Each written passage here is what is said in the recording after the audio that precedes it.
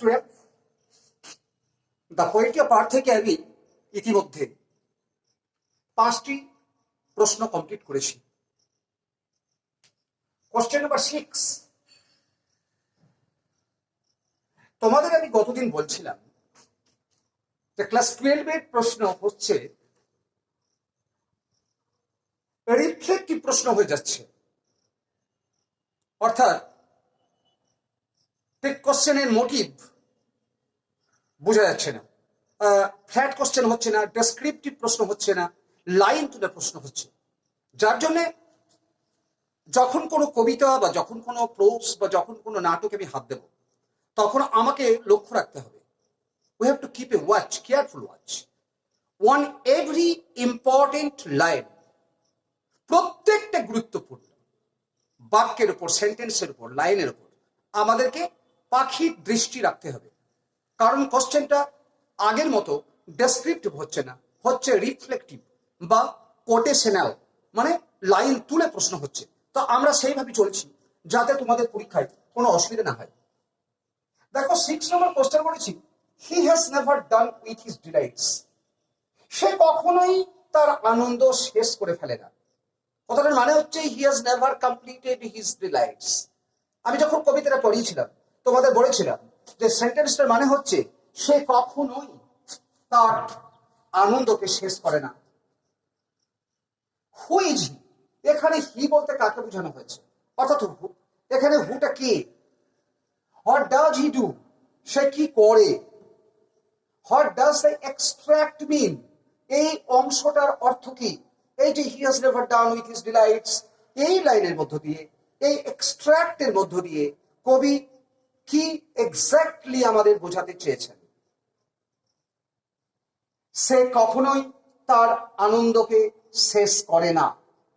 প্রথম প্রশ্ন এটি এইরকম ভাবে আসবে, 1 plus 2 plus 2 plus 2, 2 plus 2 plus 2, অর্থাৎ হুইজ হি এর জন্য 2 নম্বর, হোয়াট ডাজ হি ডু এর জন্য 2 নম্বর, হোয়াট ডাজ দ্য এক্সট্রাক্ট মিন এর জন্য 2 নম্বর। 2 2 2 ক্লিয়ার?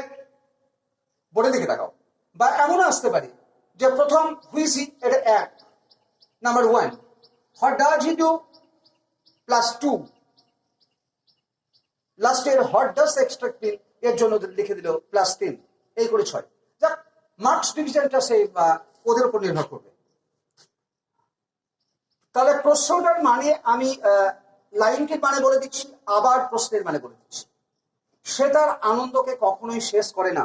দয়া করে বলছি, আমি এর আগেও বলেছি তোমাদের যে যখনই কোনো একটা নোট বুঝাবো, নোট লেখাবো, তোমরা দয়া করে তোমরা চাট করে সঙ্গে সঙ্গে নোটটা বাংলা মানেটা লিখে ফেলবে। কারণ বাংলা মানে তো আমরা লিখছি না, মুখে বলছি ওরালি, আর এটা তোমাদের মনেও থাকবে না, না থাকারই কথা। তো সঙ্গে সঙ্গে তোমরা বাংলা অনুবাদটা করে নিও নোটে, কারণ পরবর্তীতে তোমাদের যখন নোটটা পড়বে কোনো অসুবিধা হবে না যদি বাংলা অনুবাদটা তোমরা জানো। আর যদি অন্ধের মতো মুখস্থ করো, অন্ধের মতো যদি পড়ো, তাহলে আজকে পড়বে কালকেই ভুলবে, কালকে পড়বে আগামী পরশুদিন ভুলে যাবে। মানে মেমোরিতে তুমি স্টোর করে রাখতে পারবে না এটা, যদি বাংলা অনুবাদটা তুমি না জানো। হু ইজ হি? এখানে হি কে, হোয়াট ডাজ হি ডু সে কি করছে, what does the extract mean এই অংশটির মানে কি? এক্সট্রাক্ট কথাটার মানে হচ্ছে, এক্সট্রাক্ট কথাটার মানে হচ্ছে পার্ট বা অংশ। বুঝে গেল? Answer, here he refers to the গ্রাসহোপার।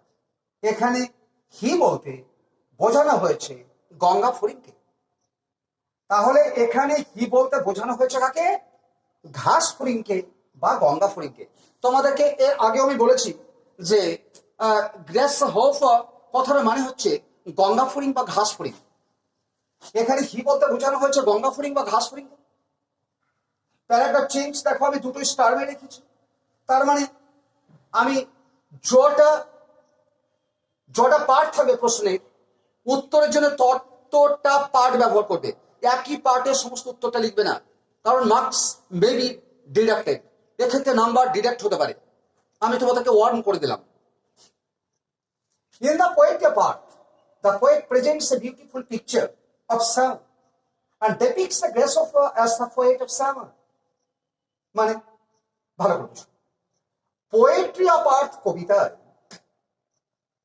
The poetry of earth এই কবিতায় কবি উপস্থাপিত করেছেন গ্রীষ্মকালের একটি সুন্দর ছবি। কি হলো? দি পোয়েট্রি অফ আর্থ কবিতায় কবি গ্রীষ্মকালের একটি সুন্দর ছবি উপস্থাপিত করেছেন, and depicts the grasshopper as the poet of summer, এবং তিনি গঙ্গা ফড়িংকে চিত্রিত করেছেন। ডেপিক্ট কথার মানে হচ্ছে চিত্রিত করা, নাউন ফর্ম ইজ ডেপিকশন, চিত্রায়ন। ডেপিক্ট ভার্ব ফর্ম, ডেপিক্ট হচ্ছে চিত্রিত করা। ড্রজ, যদি এখানে ডেপিক্স, হ্যাঁ ডেপিক্স কথাটা যদি ভুলে যাও তোমরা, তাহলে একটু পেন নিয়ে, আশা করি তুমি নোটটা ফলো করছো, পাশে একটা পেন আছে, কলম আছে, এই ডেপিক্টেড ব্র্যাকেটে বা তলাতে ড্র বলে একটা, ড্রজ বলে একটা ওয়ার্ড লিখতে পারো, DRAWS। তার মানে ডেপিক্টের কাজ তোমার ড্রজে করবে, একই মানে। তাহলে আমি প্রথম বাক্যের মানেটা আর একবার পরিষ্কার করি।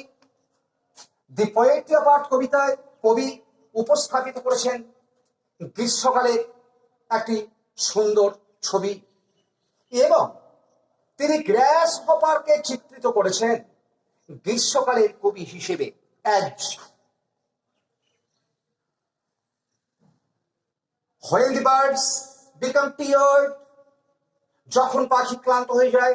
একটা জিনিস লক্ষ্য করছো, একটা জিনিস লক্ষ্য করছো কি, প্রত্যেকটা নোটের ভাষা কিন্তু আমি আলাদা আলাদা করিনি। প্রত্যেকটা ভাব মানে প্রত্যেকটা তো নোট পড়ে দেখো তোমরা যে ল্যাঙ্গুয়েজটা মোটামুটি এক জায়গায় আছে। বুঝতে পেরেছো? তোমাদের অসুবিধাটা না হওয়ারই কথা। মানে আমি ল্যাঙ্গুয়েজকে প্রত্যেকটা নোটে যেমন নিত্য নতুন ল্যাঙ্গুয়েজ ব্যবহার করা, নতুন প্যাটার্ন ব্যবহার করা, আমি কিন্তু এটা করিনি। বেসিক ফর্মটা কিন্তু এক জায়গাতেই রেখে দিয়েছি। ল্যাঙ্গুয়েজটা না করেছি পরিবর্তন, না করেছি ভাষার পরিবর্তন। ল্যাঙ্গুয়েজ অত্যন্ত লিউসিড, অত্যন্ত ফ্লুসিড করেছে। when the birds become tired বলছে পাখিরা যখন ক্লান্ত হয়ে যায়, they take rest in the cooling trees, তখন তারা কি করে না ঠান্ডা গাছে আরাম নিয়ে থাকে। বুঝা গেল কথাটা? মানে যখন পাখিরা ক্লান্ত হয়ে যায় তখন তারা আরাম নেয় ঠান্ডা গাছে। এই সেন্টেন্সটা আমি আগেও ব্যবহার করেছি। Just then the grasshopper takes the lead to continue the music. দেখো আগের নোটে এই সেন্টেন্সটা ব্যবহার করেছি। জাস্ট দেন ঠিক তখন, গঙ্গা ফড়িং টেক্স দ্য লিড দায়িত্ব নেয়। আমি তোমাদের আগের নোটেও বুঝিয়েছি, লিড কথাটা মানে হচ্ছে দায়িত্ব বা রেসপন্সিবিলিটি, লিয়াবিলিটি। তখন গঙ্গা ফড়িং দায়িত্ব নেয়, কিসের দায়িত্ব? টু কন্টিনিউ দ্য মিউজিক, এই গানকে চালিয়ে যাওয়ার। তোমাদের আমি এর আগের নোটে বলেছি কন্টিনিউ কথাটা মানে হচ্ছে চালিয়ে যাওয়া। এর আর একটা দু একটা ওয়ার্ড আছে, গো অন বা ক্যারি অন। তোমরা কন্টিনিউ এর পরিবর্তে গো অন করতে পারো, কন্টিনিউ এর পরিবর্তে ক্যারি অন করতে পারো, একই ইংরেজি। Text the lead to continue the music, এই গানকে চালিয়ে যাওয়ার জন্য তারা দায়িত্ব নেয়। Then a song of summer is heard from one has to has from one has to another. Then a song of summer is heard from one has to another. তার মানে হচ্ছে ঠিক তখন গ্রীষ্মকালের গান শোনা যায় একটা ঝোপ থেকে আর একটি ঝোপে। আমি যখন কবিতাটি তোমাদের পড়িয়েছিলাম, when I taught you, when I discussed the poem thoroughly, I discussed every word, every phrase, every sentence almost thoroughly, and I also described, I also explained the inner significance and the apparent meaning of every and each word, I think. And so I think that you will not face any trouble to understand the notes. There is a song of summer is heard from one place to another. তারপর গ্রীষ্মকালের গান শোনা যায় একটি ঝোপ থেকে আর একটি ঝোপে। Nothing can dampen his spirit, কোনো কিছুই পারে না তার তেজকে, তার সত্তাকে ড্যাম্পেন করতে। ড্যাম্পেন মানে ড্যাম্প থেকে এসছে ড্যাম্পেন। ড্যাম্প মানে হচ্ছে স্যাঁতসেঁতে, ভিজা, নরম। কোনো কিছুই পারে না তার সত্তাকে নষ্ট করতে, ড্যাম্পেন। কোনো কিছুই পারে না তার তেজকে কমিয়ে দিতে, ড্যাম্পেন। ড্যাম্প থেকে এসছে ড্যাম্পেন।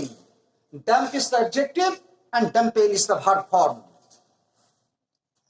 Damp is the adjective form and dampen is the verb form. Nothing can dampen his spirit. কোনো তেজ পারে না তার স্পিরিটকে ড্যাম্পেন করতে। থ্রু দ্য এক্সট্রাক্ট, এই অংশের মধ্য দিয়ে, থ্রু দ্য এক্সট্রাক্ট, এই অংশের মধ্য দিয়ে, the poet wants to convey, কবি চান প্রকাশ করতে, কনভে করতে। এই অংশটির মধ্য দিয়ে কবি প্রকাশ করতে চান, কনভে করতে চান। কি কনভে করতে চান? that though everything seems to be at standstill summer, যদিও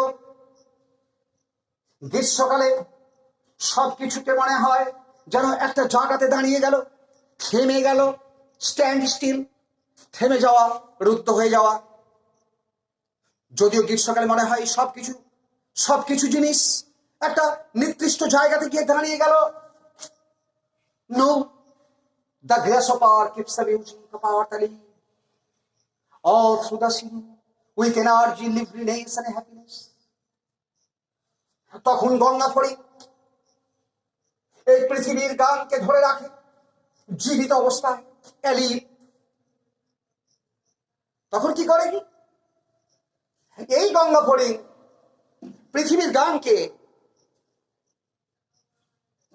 সমস্ত ঋতুর মধ্য দিয়ে, সমস্ত ঋতুতে তাকে জীবন্ত করে রাখে তার শক্তি দিয়ে, তার প্রাণময়তা দিয়ে, লিভলিনেস, তার প্রাণময়তা দিয়ে, তার প্রাণ উচ্ছলতা দিয়ে, অ্যান্ড হ্যাপিনেস, তার সুখ দিয়ে। প্রত্যেকটা ওয়ার্ডের মানে আমি আরেকবার করে দিই, রিপিট করি। রেফার, রেফার কথাটা মানে হচ্ছে উল্লেখ করা। রেফার, উল্লেখ করা। Noun form is reference. Refer, REFER. This is the verb form. Reference, this is the noun form. Refer কথাটা মানে হচ্ছে উল্লেখ করা, এবং রেফারেন্স যখন নাউন হয়ে গেল তখন তার বাংলা মানে হবে শুধু উল্লেখ।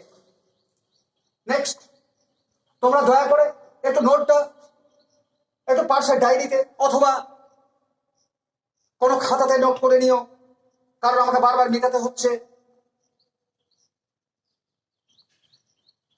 প্রেজেন্ট, প্রেজেন্ট ভার্ব ফর্ম, উপস্থিত করা, উপস্থাপিত করা। Noun form is presentation. This is the noun form.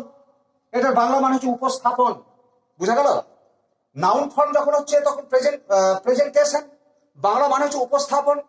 আর যখন ভার্ব ফর্ম তখন হচ্ছে উপস্থাপন করা।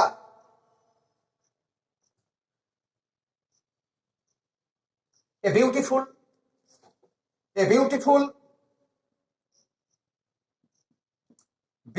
adjective, সুন্দর। বিউটি ইজ দ্য নাউন, সৌন্দর্য। Beautify is the verb. তোমাদের খুব জানা দরকার, beautiful adjective, beauty noun, beautify verb. অর্থের পার্থক্য বলে দিচ্ছি। অ্যাডজেক্টিভ যখন হবে সুন্দর, নাউন যখন হবে বিউটি, তখন তার বাংলা মানে হচ্ছে সৌন্দর্য। বিউটিফাই সুন্দর করে তোলা, ভার্ব ফর্ম। এবং adjective form, adverb form is, অ্যাডজেক্টিভের শেষে আর একটা এলওয়াই লাগিয়ে দাও, অর্থাৎ beautifully. This is the adverb form. Picture, picture picture, তোমরা হয়তো মনে করবে যে পিকচার কথাটা মানে আমি জানি, আমাদের বলতে হবে না। নো, তোমরা জানো না, অনেক কিছুই জানো না। পিকচার কথাটা নাউন এবং ভার্ব দুটো হিসেবে ব্যবহার করা হয়, তোমরা শুধু নাউন হিসেবে শুনেছো। পিকচার মানে ছবি, কিন্তু এটাকে যখন ভার্ব হিসেবে ব্যবহার করবো তখন ছবি হিসেবে আঁকা। কেমন? He pictured a river, he has pictured a river, মানে সে একটা নদীর ছবি এঁকেছে। এখানে পিকচারটা ভার্ব হয়ে গেল। He has drawn a picture of river, তো এখানে পিকচারটা noun, but he has pictured a river, পিকচারটাকে ভার্ব করে দিলাম। এখানে ছবি আঁকা, picture, that is the verb. Picturesque, picturesque, picturesque is the adjective form. Picturesque, ছবি বহুল, পিকচারাস্কিও, that is the adjective form. And summer, the noun summer, গ্রীষ্মকাল, তার adjective form is tropical. Tropical is the adjective form of summer. গ্রীষ্মকালীন আবহাওয়া, tropical weather, গ্রীষ্মকালীন ফসল, tropical crops. Depict হচ্ছে চিত্রিত করা, ডেপিক্ট, ডেপিক্ট কথার মানে হচ্ছে চিত্রিত করা। ডেপিক্ট, DEPICT, এটা না ভার্ব ফর্ম, চিত্রিত করা। Noun form is depiction,